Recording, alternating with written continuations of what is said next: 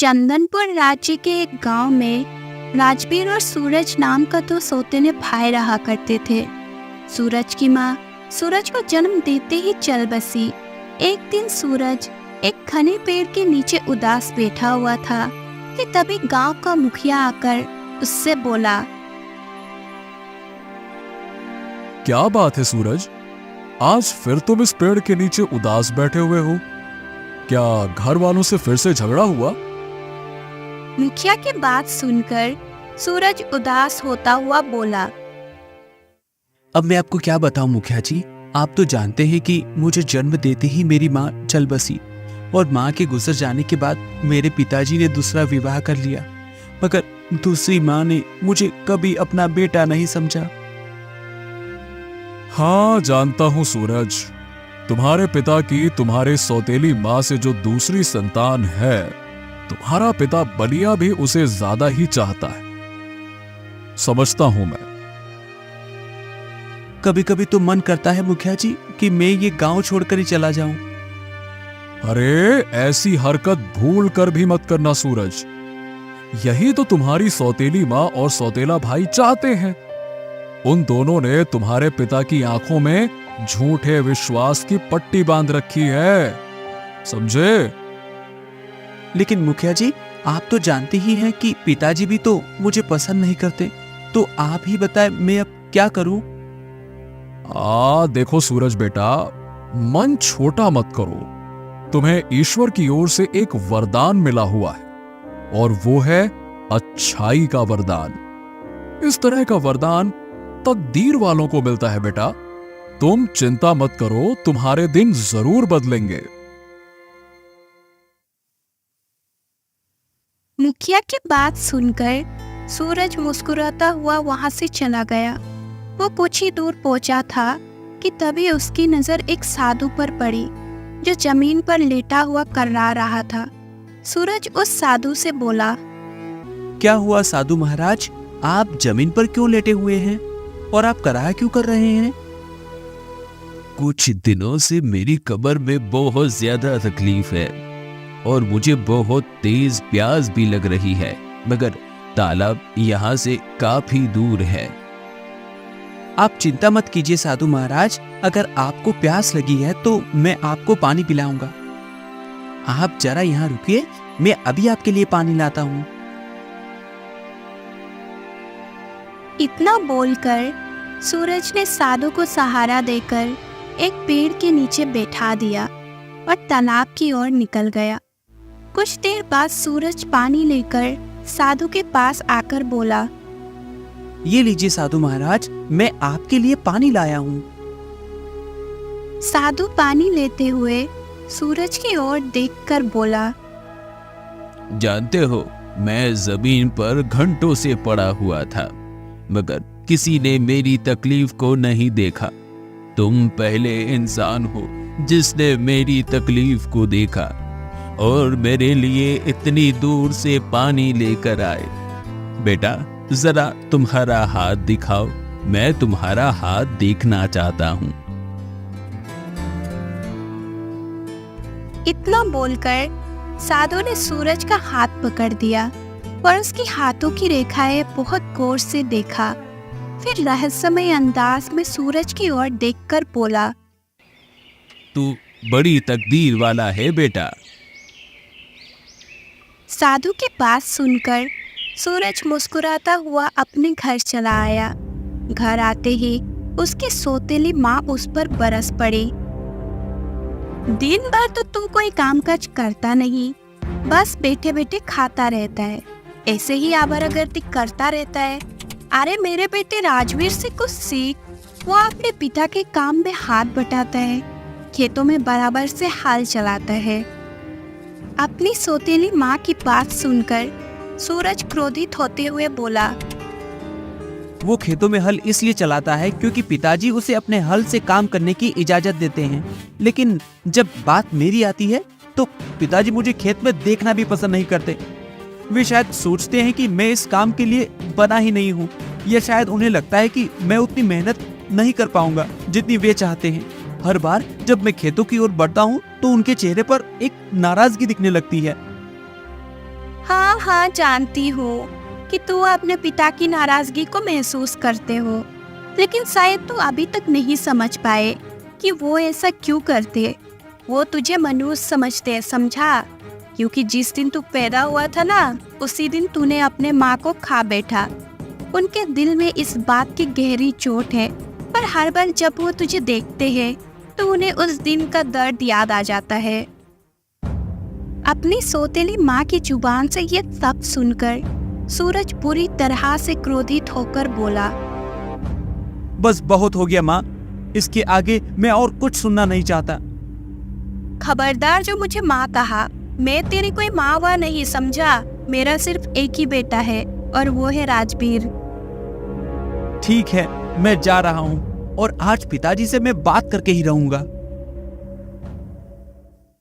इतना बोलकर सूरज गुस्से से अपने खेत में चला गया, जहाँ उसका पिता बलिया अपने बेटे राजवीर के साथ बैठा हुआ था। सूरज गुस्से से अपने पिता से बोला, पिताजी, आज आपको मुझे बताना ही होगा कि आखिर मेरी गलती क्या है। क्या आप मुझे राजवीर की तरह प्रेम नहीं करते? क्यों आप मुझे राजवीर की तरह खेत में काम नहीं करने देते? तुम्हारी परवरिश करना मेरी मजबूरी थी। तुमने पैदा होते ही अपनी माँ को मुझसे छीन लिया। तभी वहाँ पर वही साधु आ पहुंचा जिसकी कुछ देर पहले सूरज ने मदद की थी। साधु बलिया की ओर देखकर बोला, ये तुम क्या कह रहे हो? तुम शायद जानते नहीं कि तुम जिस पुत्र को मनहूस बोल रहे हो, तुम्हारा वो पुत्र कितनी बड़ी तकदीर वाला है। ये और तकदीर वाला, ये भला कैसे संभव है? हाँ, वो तो तुम्हें समय आने पर ही पता चलेगा।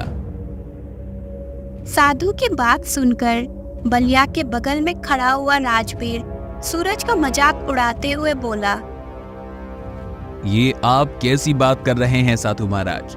तकदीर वाला और ये? अरे जो पैदा होते ही अपनी माँ को खा गया और जो इस उम्र में आकर भी अपने माता पिता पर बोझ बनकर बैठा हुआ है, वो भला तकदीर वाला कैसे हो सकता है? अपने सौतेले भाई की जुबान से अपने लिए ये सब सुनकर सूरज की आंखों में आंसू आ गए। तभी साधु सूरज की ओर देखकर बोला, तुम्हें दिल छोटा करने की कोई आवश्यकता नहीं बेटा। जो लोग तुम्हारा मजाक उड़ा रही हैं, वही लोग भविष्य में तुम्हारी प्रशंसा के पुल बांध देंगे। बस तुम्हें अपना हौसला कायम रखना होगा। तुम्हें किसी भी कीमत पर हिम्मत नहीं हारनी है। समय नजदीक है बेटा। इतना बोलकर साधु वहां से चला गया।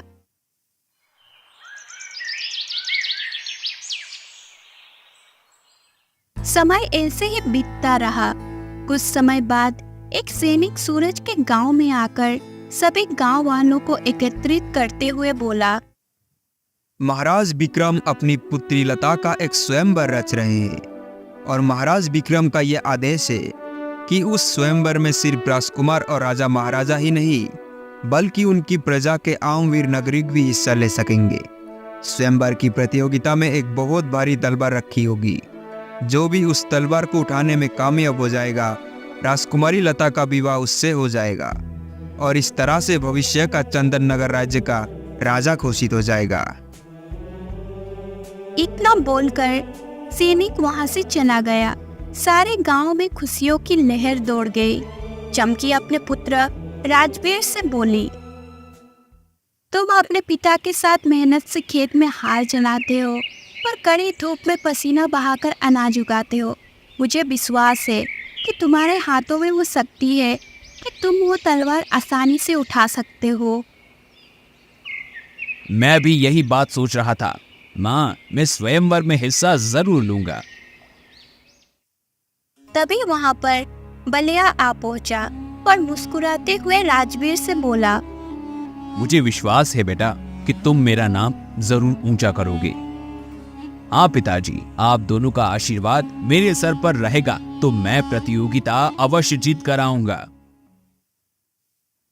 तभी बलिया ने देखा कि सूरज कहीं जाने की तैयारी कर रहा था। बलिया अपने बेटे सूरज से बोला, तुम इस समय कहां जा रहे हो? पिताजी, मैं भी स्वयंवर में हिस्सा लेने जा रहा हूं। मुझे भी स्वयंवर में हिस्सा लेने का पूरा अधिकार है। तुम स्वयंवर में हिस्सा नहीं लोगे। और वो क्यों? क्योंकि ऐसा मैं नहीं चाहती। सुन, ये मेरा आदेश है। अगर आप मुझे बेटा मानती होती और माँ की तरह एक आदेश देती तो भगवान की कसम मैं आपका आदेश कभी नहीं ठुकराता। सूरज, तुम अपनी माँ का आदेश मानो या ना मानो, लेकिन कम से कम मेरा आदेश तो मान सकते हो।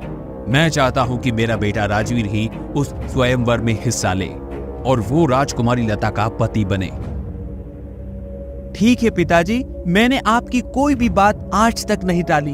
अगर आपकी यही मंशा है तो फिर मैं स्वयंवर में हिस्सा नहीं लूंगा। इतना बोलकर सूरज उदास होकर अपने घर से बाहर निकल गया। राजवीर तैयार होकर सीधे राजमहल पहुंच गया। राजमहल के अंदर चंदनपुर राज्य के कुछ वीर युवक खड़े हुए थे और राजा विक्रम अपने सिंहासन पर बैठा हुआ था। राजा विक्रम उन सभी वीर युवकों की ओर देखकर बोला, वाह, मुझे विश्वास नहीं होता कि मेरे राज्य में इतने आम वीर नागरिक हैं जो मेरी बेटी से विवाह करना चाहते हैं। जानते हो तुम सबको मैंने यहाँ पर क्यों बुलाया है? राजा की बात सुनकर सभी युवक राजा विक्रम की ओर सवालिया नजरों से देखने लगे। तुम सबको यहाँ पर स्वयंवर में हिस्सा लेने के लिए नहीं बुलाया गया है और ना ही यहाँ पर कोई स्वयंवर हो रहा है, बल्कि मैं तो ये देखना चाहता था कि मेरे राज्य में कितने नागरिक हैं जो मेरा सिंहासन हासिल करना चाहते हैं। इसीलिए मैंने स्वयंवर का नाटक रचा था। इतना कहकर राजा विक्रम अपने सैनिकों से बोला, देखते क्या हो सैनिकों, इन सारे युवकों को बंदी बनाकर कारागार में डाल दो। कुछ दिन बाद इन सबको प्रजा के सामने फांसी पर लटका दिया जाएगा। ले जाओ। यह सुनकर राजवीर और वहां खड़े युवक बुरी तरह से डरने लगे। सैनिकों ने उन सभी को बंदी बनाकर कारागार में डाल दिया। कुछ ही देर में यह खबर चंदनपुर राज्य में जंगल की आग की तरह फैल गई। चमकी, जो कि कुछ देर पहले बहुत खुश थी, फूट फूट कर रोते हुए अपने पति बलिया से बोली, हाय मेरी किस्मत फूट गई जो मैंने अपने बेटे राजवीर को मारने के लिए महल भेज दिया। मुझे क्या पता था कि उस दुष्ट पापी राजा के दिमाग में क्या चल रहा है। अब मैं क्या करूं? हे भगवान, मेरे बेटे को कोई तो उस महल से वापस ले आओ। हाय चमकी, अब क्या होगा? और हम कुछ कर भी नहीं सकते। हमारी और तुम्हारी इतनी हैसियत नहीं कि हम राजा से इस बारे में बात भी कर सके। अपने माता पिता को इस तरह से रोता देख सूरज अपने पिता से बोला, दिल छोटा मत कीजिए पिताजी। अन्याय के सामने झुकना सबसे बड़ा पाप होता है। महाराज का कोई अधिकार नहीं कि वो इस तरह से प्रजा के साथ अन्याय कर सके। राजवीर मेरा भाई है। वो सोतेला है तो क्या हुआ? मैं तो उसे अपने सगे भाई की तरह मानता हूँ। मैं आप दोनों से वादा करता हूँ कि मैं उस राजा विक्रम के चंगुल से अपने भाई राजवीर को छुड़ा कर ही लाऊंगा। ये सुनकर चमकी सूरज की ओर देखकर फूट फूट कर रोते हुए बोली, मुझे माफ कर दे बेटा। मैंने तुम्हारे ऊपर कितने अत्याचार किया, तुम्हें अपमानित करने का कोई मौका नहीं छोड़ा, और तुम्हें अभी हमारी इतनी चिंता है। मुझे माफ कर दे बेटा। दिल छोटा मत करो माँ। आपने मुझे भले ही बेटा ना समझा हो, परंतु मैंने आपको हमेशा से ही अपनी माँ की तरह समझा है। मैं अभी और इसी समय राजा विक्रम के महल में जाकर उससे बात करूंगा। सूरज उसी समय राजा विक्रम के महल में चला गया और राजा विक्रम की ओर देखकर बोला, महाराज, ये सरासर अन्याय है। आपने जिस प्रकार से झूठ का सहारा लेकर अपनी प्रजा के साथ छल और कपट किया है, वो अत्यंत निंदनीय और अस्वीकार्य है। एक राजा के रूप में आपके कंधों पर प्रजा की भलाई और न्याय सुनिश्चित करने की जिम्मेदारी है, लेकिन आपने उस पवित्र दायित्व को तोड़ दिया है। आपको कोई अधिकार नहीं है कि आप झूठ बोलकर प्रजा के साथ इस तरह से अत्याचार कर सकें। देखो, स्वयंवर में जितने भी युवक हिस्सा लेने आए थे वो सब सिंहासन के लालची थे या फिर मेरी पुत्री के साथ विवाह करना चाहते थे। परंतु तुम पहले ऐसे व्यक्ति हो जो किसी लालच में नहीं आए, बल्कि उन सब की जान बचाने के इरादे से यहां आए हो। और इसका मतलब है कि तुम्हारे अंदर दूसरों के प्रति प्रेम है, और जिनके मन में दूसरों के प्रति प्रेम होता है वही सच्चा इंसान कहलाता है। आओ आओ मेरे साथ, मैं तुम्हें कुछ दिखाना चाहता हूं। चलो आओ। राजा विक्रम सूरज को एक कक्ष में ले गया जहां पर एक बड़ी ही बदसूरत लड़की बैठी हुई थी। राजा विक्रम उस लड़की की ओर देखकर बोला, जानते हो ये लड़की कौन है?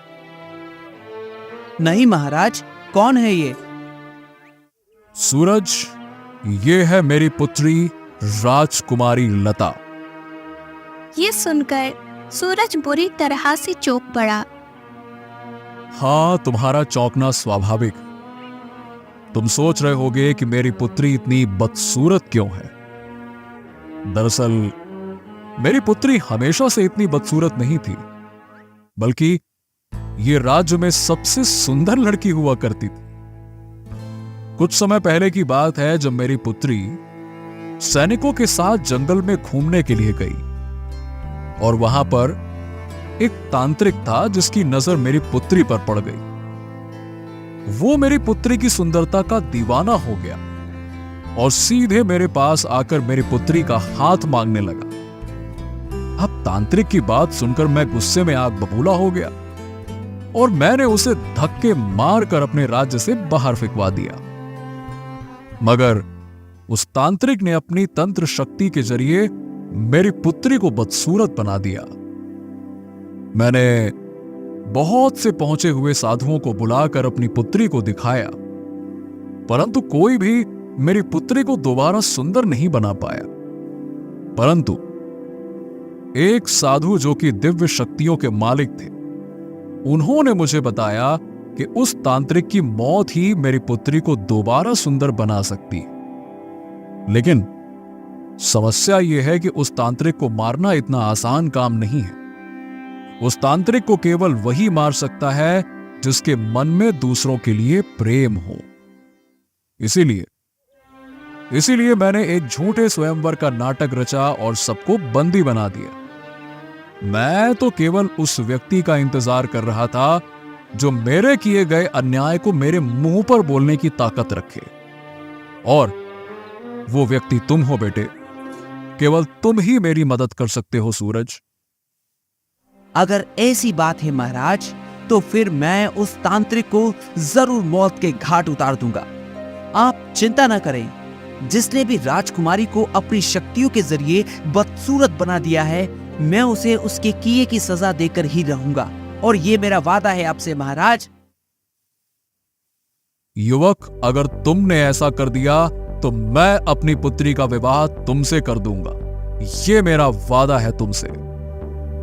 महाराज, ये सब कुछ मैं आपकी पुत्री से विवाह करने के लिए या आपके सिंहासन हासिल करने के लिए नहीं कर रहा हूँ, बल्कि मैं ये सिर्फ इसलिए कर रहा हूँ कि वो तांत्रिक एक घटिया किस्म का इंसान है और उसे मौत की सजा मिलनी चाहिए। बताइए मुझे, वो तांत्रिक मुझे कहाँ मिलेगा? ये महल के दाईं ओर का रास्ता जंगल की ओर जाता है। वो तांत्रिक तुम्हें उस जंगल में मिलेगा। सूरज उसी समय महल के दाएं ओर उस जंगल की ओर चला गया। सूरज ने जंगल में प्रवेश किया ही था कि तभी उसे वही साधु मिल गया जिस साधु ने उसे तकदीरवाना बोला था। साधु रहस्यमय अंदाज में सूरज से बोला, मैं जानता हूँ कि तू उस तांत्रिक को मौत के घाट उतारने के लिए जंगल की ओर जा रहा है। प्रणाम साधु महाराज, आप इस बारे में कैसे जानते हैं? याद है, मैंने तेरी हाथ की लकीरें देखकर कहा था कि तू बड़ा तकदीर वाला है। हाथ की लकीरें बहुत कुछ बताती हैं। अब मेरी बात ध्यान से सुन। उस तांत्रिक को मारना इतना आसान काम नहीं है। इसी जंगल में तुझे उस तांत्रिक के पास पहुंचने से पहले एक सफेद रंग के तोते को तलाशना होगा। उस तांत्रिक की जान उसी सफेद तोते के अंदर कैद है। जैसे ही तू सफेद तोते को पकड़ेगा, अचानक वो पत्थर बन जाएगा। तुझे उस पत्थर के तोते को तांत्रिक के सामने ही तोड़ना होगा। इतना बोलकर साधु वहां से चला गया और सूरज उस सफेद तोते की तलाश में निकल गया। कुछ घंटे की मेहनत के बाद सूरज को सफेद तोता एक पेड़ पे बैठा हुआ नजर आ गया। सूरज ने तुरंत उस सफेद तोते को पकड़ लिया। अगले ही पल वो सफेद तोता पत्थर का बन गया। सूरज वो पत्थर का तोता लेकर सीधे जंगल में उस तांत्रिक को खोजने लगा। कुछ देर बाद उसकी नजर एक पेड़ के नीचे बैठे हुए एक तांत्रिक पर पड़ी। सूरज को देखकर तांत्रिक गुस्से में बोला, कौन है तू और यहाँ पर क्यों आया है? तुझे मौत के घाट उतारने के लिए। मूर्ख, मुझे मारना तेरे जैसे बच्चों का काम नहीं है। मगर मेरे लिए ये काम तो बच्चों से भी ज्यादा आसान है। इतना बोलकर सूरज वो पत्थर का तोता तांत्रिक को दिखाते हुए बोला, इस तोते को तो तुम जानते ही होगे। तोते को देखकर तांत्रिक की आंखों में भय की साए लहराने लगे। ये तोता तुझे कहाँ से मिला? इस तोते को मुझे दे दे। इसके बदले में तू जितना धन चाहता है मैं देने के लिए तैयार हूँ। इसको मुझको दे दे, दे दे। मगर सूरज ने उसकी बात सुने बगैर उस पत्थर के तोते को जमीन पर पटक दिया। अचानक तांत्रिक के शरीर में आग लग गई और वो जलकर राख हो गया। तांत्रिक के राख होते ही राजकुमारी लता अपने सुंदर रूप में आ गई। कुछ देर बाद सूरज राजा विक्रम के सामने महल में खड़ा हुआ था।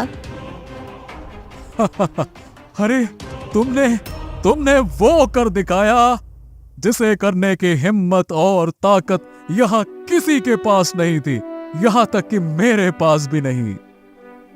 मैं चाहता हूँ महाराज कि अब आप उन युवकों को रिहा कर दे जिन्हें आपने मौत की सजा सुनाई थी। हाँ सूरज, जैसा कि मैंने वादा किया था, मैं उन युवकों को छोड़ दूंगा। लेकिन सबसे पहले तुम्हें मेरी पुत्री के साथ विवाह करना होगा और उसके बाद इस राज्य का राजा बनना होगा, और फिर उन युवकों को तुम ही रिहा करने का आदेश दोगे। कुछ ही देर में सूरज का विवाह राजकुमारी लता के साथ हो गया और राजा विक्रम ने सूरज को राजा घोषित कर दिया। सूरज उन सभी युवक को रिहा कर दिया जिसे राजा विक्रम ने मौत की सजा सुनाई थी। साधु ने बिल्कुल सच कहा था। सूरज वाकई बड़ा तकदीर वाला था।